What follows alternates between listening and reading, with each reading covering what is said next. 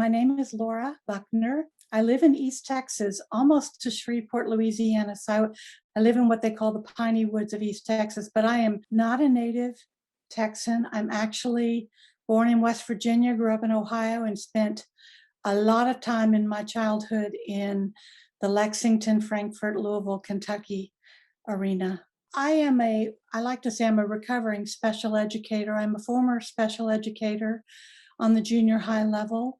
I'm a licensed professional counselor in the state of Texas. I'm the program manager at the Texas Center for Disability Studies at the University of Texas at Austin. But I like to say my most important letters are the last three letters of my title, MOM. I am the parent of David, who is now 31 years old, but was diagnosed when he was 3 months old with a pretty rare genetic disorder that they couldn't tell us a whole lot about 31 years ago. And we were given a pretty grim prognosis. And I'm happy to say that a lot of the things they thought would be have not been, but he has taught me so very much. He is my greatest source of expertise professionally and personally. And I tell his story with his permission, his blessing. He wants people to learn from what we learned. I don't usually name the disability because most people have never heard of it anyway. And I try to be careful not to name it because people tend to get pigeonholed with diagnoses. And so I usually just say he has a genetic disability. He presented with infantile spasms at the age of 3 months. It is a genetic disorder. And 31 years ago, they didn't even know what gene caused this disease. Now they know that there are two different genes that can cause the disease, and they know we do not carry the gene. So it's important to note that genetic conditions aren't always carried in the family. His was what they call a sporadic mutation. I call it a fluke. It just happened. And when he was diagnosed, we were given a pretty grim prognosis. The type of seizures he was having did not bode well for the future. And we were told he might never walk, might never talk, a lot of gloom and doom. And as I said, I'm happy to say a lot of those early projections did not come to fruition for him, although they certainly could have.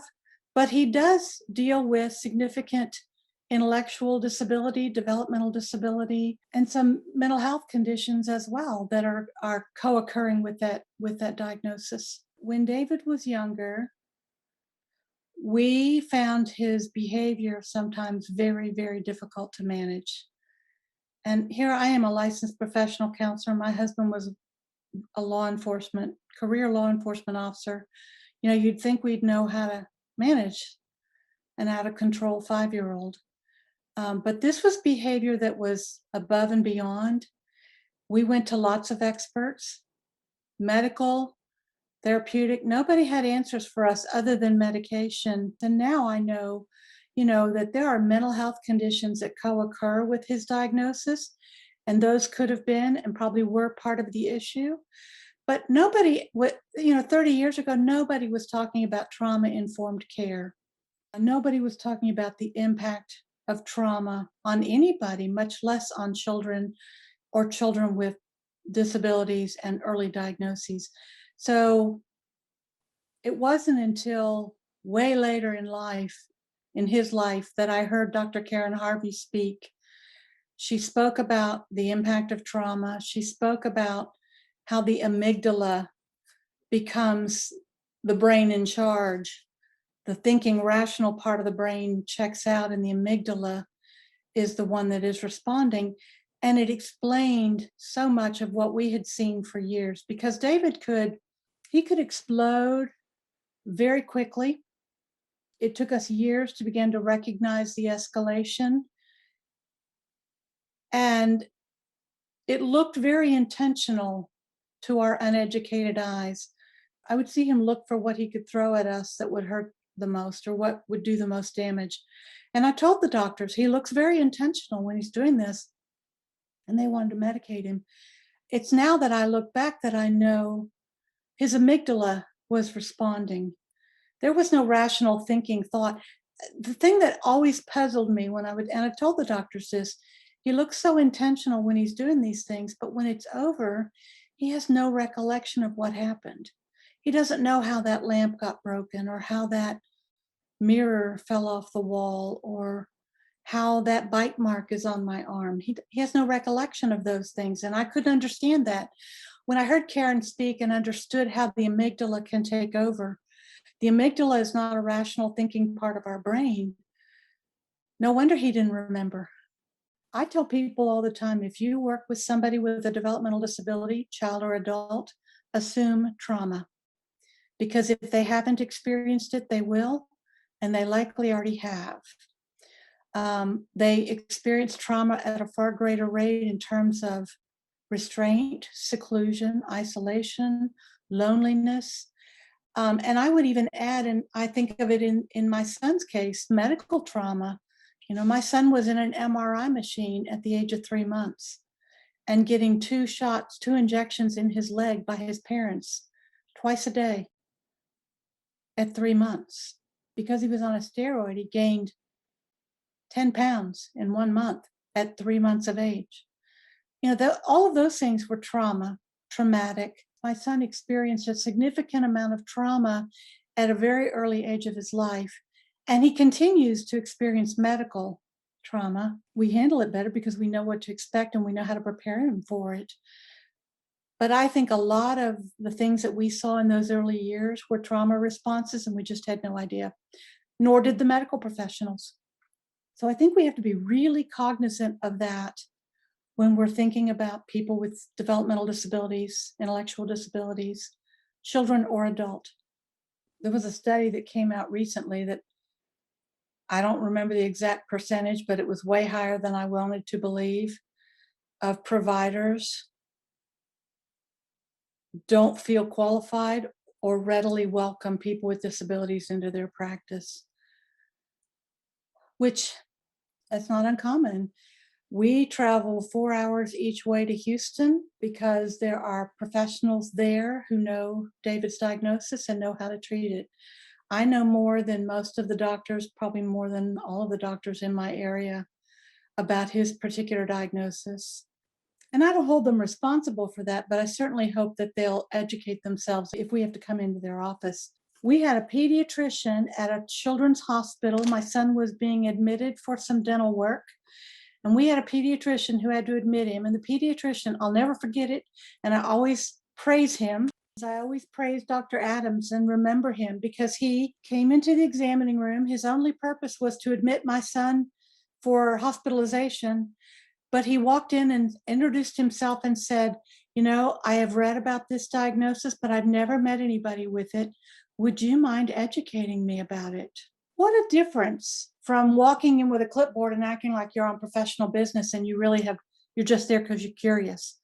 We would much rather you tell us what you don't know, ask us what we can share with you, and we'll be happy to educate you. So that's what I tell doctors. Tell us what you don't know, tell us what you need to know, and then we'll go from there. Because he's a person first. The first 5 years, I saw David through what we call the medical model perspective. I saw what was wrong, what he couldn't do, what he would never do, what couldn't be fixed. And that isn't the way most of us want to be seen or are seen unless we have an early diagnosis like that. Thankfully, when he was 5, I had a wake-up moment with a presenter I was listening to in a workshop who asked me about my son, and I began telling her all of the therapeutic medical model language that I was accustomed to using. I could use it with the best of them. And then she said, but tell me about who he is. What do you love about him? And I was dumbfounded. I was speechless. And I'm heartbroken to look back and know that. But I also know that's what happens to those of us whose children are diagnosed early and who are receiving lots of therapeutic and medical intervention. We get accustomed to speaking that language with those professionals, and we lose sight of who our child is outside of the diagnosis. So I've spent 25 years paying attention to who my son is instead of who he's not. What I tell every family that I work with, every person that I work with, is that your diagnosis is just one small piece of who you are. Who you are is just like the rest of us. It's what you love to do, who you love, where you love to go, what you love to eat or drink, what shows you love on TV, movies. That's who you are. And I think in the disability world, we get too caught up in diagnoses like it tells us something. That's why I don't share my son's diagnosis, because it doesn't tell you anything. And I'll say, like, people in the autism world they love to say my son is high functioning autism. Well, what exactly does that mean? What is your definition of high functioning? Because my definition and yours could be light years apart, and it doesn't tell me anything about who your kid is. It just tells me what his label is. My good friend Kathy Snow says to treat your diagnosis as if it's a passport to services, because that's all it is. It opens the door. You need a diagnosis if you need to open the door. You need a passport to get into special education services at school, or you need to get into a specialized medical clinic, or you need a specialized medical test, or you need a specialized type of therapy for your child. That's the only time you need that diagnosis. So you don't need it at the grocery store when you walk in and say, my son has Down syndrome, or whatever you say. We don't go around saying to the world, I have this, I have that, I'm nearsighted, I have breast cancer, whatever. We don't go around announcing our diagnoses, but the disability world does. And I just think that it's really important that we not, because we're teaching people that the diagnosis is the end all. And more importantly, if you have a child, what are you teaching your child? Because he's hearing or she's hearing every word you say, and you are helping them define for themselves who they are or who they are not. Your diagnosis is a passport to services. Use it when you need to go through a certain door and put it away every other time. The other thing I learned to do much later, thanks to Dr. Karen Harvey, she calls it positive identity development. We would remind David who we know him to be. So he's in this physically aggressive mode, about to hurt somebody or something.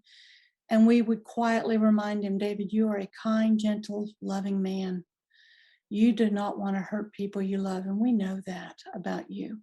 And as we would speak those loving, positive identity words to him, we could see him de-escalate.